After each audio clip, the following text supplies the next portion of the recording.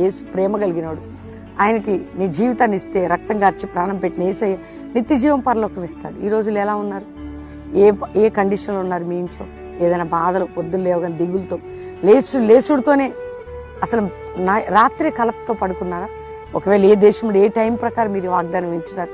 ఒక్క మాట నేను చదువుతున్నాను. మరి 146 కీర్తన 7వ వచనం అద్భుతమైన మాట.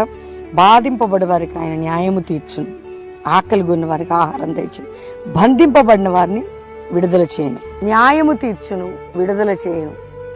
బాధింపబడి వారికి అట న్యాయం తీరుస్తాడు, బంధించబడిన వారిని విడుదల చేస్తాడట, ఆకలి కొన్న వారికి ఆహారం పెడతాడు. ఇహలోక ఆకలి కొన్న వాళ్ళకి ఇస్తాడు. నీకు పరలోక ఆకలి ఉందమ్మా? వాక్యం అనే ప్రార్థన, వాక్యము.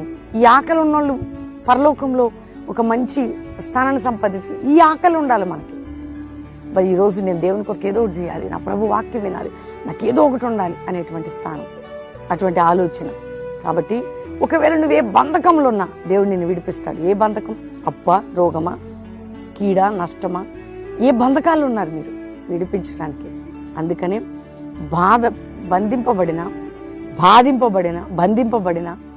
తప్పకుండా నీకు విడుదల ఇవ్వబోతున్నాడు.